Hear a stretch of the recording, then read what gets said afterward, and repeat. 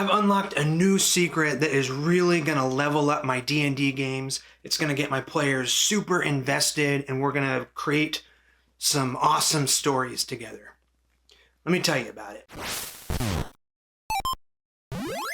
I don't know about you, but I'm constantly thinking about how I can be a better dungeon master. You know, if I can run a really good game for my players with lots of adventure and fun encounters, everybody's having fun and we're telling these awesome stories together, you know, there's no better feeling than that. And you know, if I'm spending so much time thinking about this stuff, I want to be getting better at it. Does that make sense? I want to be a good dungeon master. So something I've noticed about my Patreon playtest game is that the combat isn't the most fun part. To be honest, I spend most of my time coming up with scenarios and interesting NPCs, and I just kind of let the combat happen. And my players are really good at planning and making sure that they have the best tactical advantage before they go into any fight. And you know, I like to reward them with their clever planning and tactics, even if it ends up making, you know, especially the boss fights, a little less interesting than maybe I had planned. So I've been trying really hard to figure out how to fix that, and I think I've stumbled on the real problem. It's not just that the fights are mechanically boring.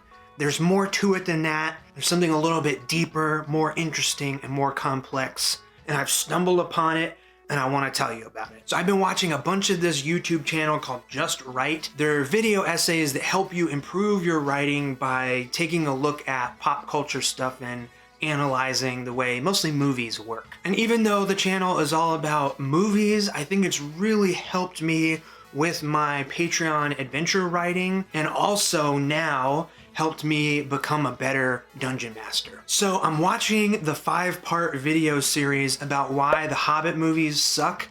And let me say right off the top that I think, unlike most people, I don't necessarily think the Hobbit movies suck. I got a lot of enjoyment out of them. And of course I know that there's a lot of lame stuff in those movies, but when I first watched them, I felt like I was watching some awesome Dungeons and Dragons stuff happening. You know, a bunch of pals running through goblin infested caves, giant mountain creatures battling, and they're trying to get away and escape unscathed. There's a citywide dragon fight, and honestly, I could watch Bilbo and Smaug talk back and forth at each other all stinking day, because hobbits and dragons are like my 2 favorite things ever. But this video isn't about whether the Hobbit movies are good or bad.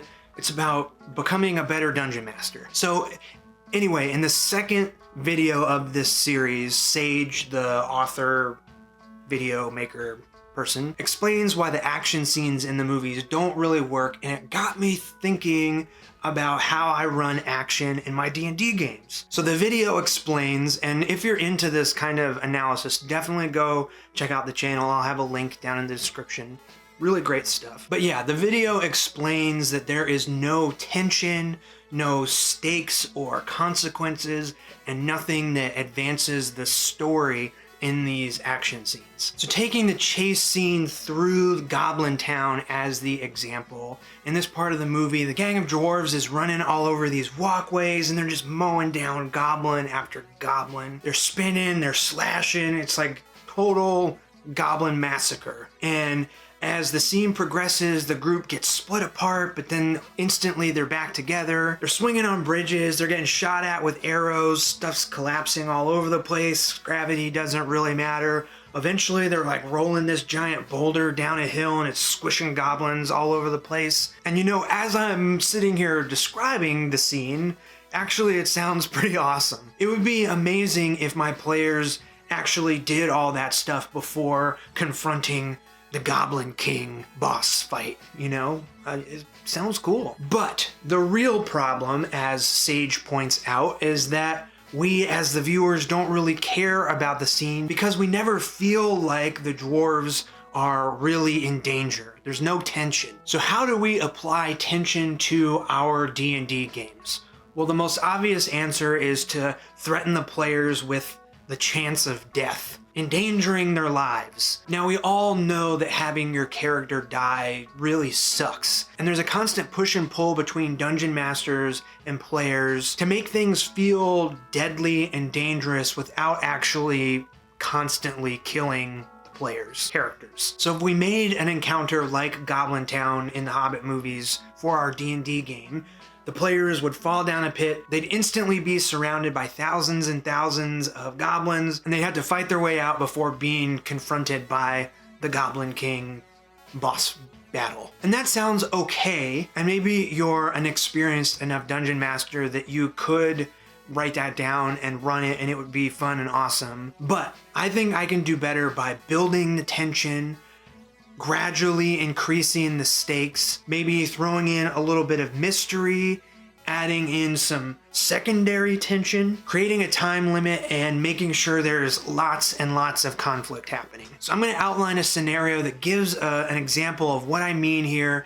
and hopefully you can apply some of these things when you're prepping your next adventure. So I'm going to use a bunch of elements from the movie, but also rework things to make it a little more workable for Dungeons and Dragons encounter. So like the movie, let's say the players are trying to get from point A to point B and they find themselves in Goblin Town. The immediate tension is that there are goblins here that don't take kindly to trespassers, and this is the basic threaten your players with the chance of death stuff. Basically, the players just need to escape Goblin Town and be alive. So let's keep it simple at the beginning. The players run into a group of goblin guards and they fight. It doesn't have to be some crazy big fight at the beginning. The main thing is they're trying to keep the guards from alerting the rest of the goblins in Goblin Town. We'll say the party is successful, easily taking out the guards, and now they have an idea of how strong a goblin is. So next they arrive into a giant cavern, and the good news is they can see the exit all the way on the other side. The bad news is there are a city's worth of goblins in between them and the exit. You know, in their heads, they know they can fight a few goblins at a time, but all of the goblins is overwhelming.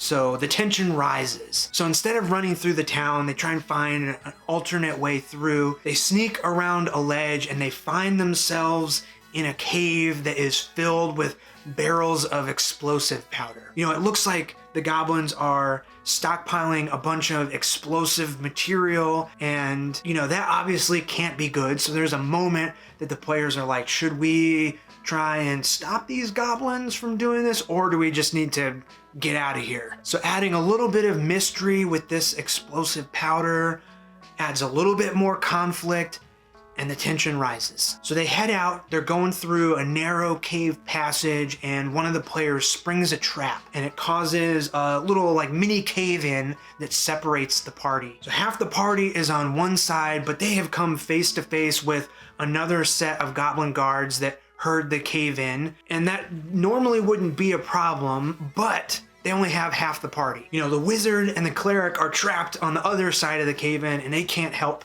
with the fight. And on top of that, you know, they're trying to escape this place, and now the party is separated and they have to figure out a way to reunite. So a secondary source of tension makes things feel even more dangerous, even more stressful. The tension rises. So half the party manages to take out the guards. It was a little bit more difficult this time because they're down the wizard and the cleric. And meanwhile, the wizard and the cleric cause a distraction. They're able to sneak past some more goblins and rejoin with their party. Problem though is this distraction alerted a bunch of other goblins.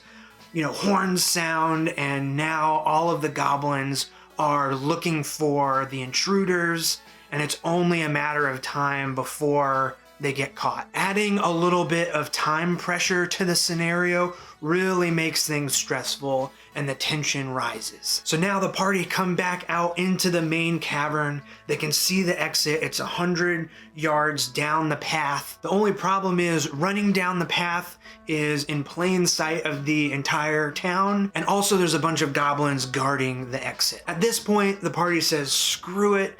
They use some of the explosives that they stole from earlier in the adventure. They break free a giant boulder, roll it down the hill. It alerts the entire town, but also clears their path squishing a bunch of goblins, clears a path straight to their exit, and they make a run for it. But I am not done ramping up the tension yet. So just as they're about to escape Goblin Town, the Goblin King climbs over the edge of the pathway and blocks their exit. So now they have this giant new enemy that they've never seen before, the boss monster of this encounter, blocking their exit out of here, all while the thing that they've been trying to avoid the whole time is happening behind them. Hundreds of goblins are rushing towards them, and they have to defeat this boss and escape before the real trouble all these goblins get to. So the rogue tries to trick the Goblin King by saying if he doesn't let them pass, that the wizard is gonna cast a spell and blow up all the explosive powder barrels they have and bring the whole place down on top of them. But the king doesn't fall for it, and now the boss battle commences. All the while, the horde of goblins is bearing down on them. So at this point, the players have been successful at every turn. They've used every trick they can think of, but the tension is still at an all-time high. Even if the Goblin King boss battle isn't the hardest fight ever, it's not the most dynamic or interesting battle, but now there's all this other stuff going on that makes it that much more intense and dangerous feeling without actually being that different than just a pretty standard boss fight. So can they do it? Can the players escape?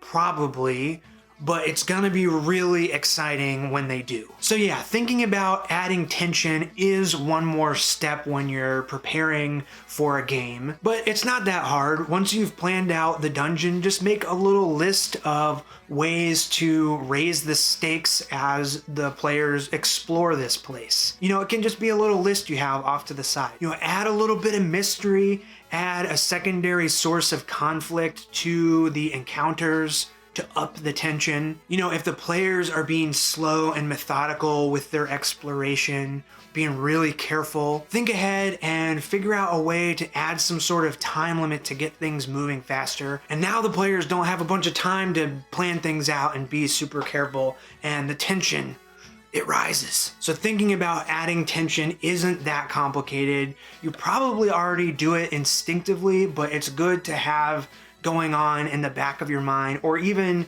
make a conscious effort to add it to your preparation process. I think me being aware of this step is really gonna spice up my game and make my players that much more invested, that much more excited to see what happens next. I'm really excited to implement this into my games and thus implement it into my Patreon adventures, which if you're interested in getting a monthly adventure in the mail or delivered to your inbox digitally, check out the Patreon link in the description. I'm also very interested to hear what your favorite ways of adding tension to your games is. So hit me with a comment. Give me some ideas. All right, thank you so much for watching, and I'll see you in the next one. See ya!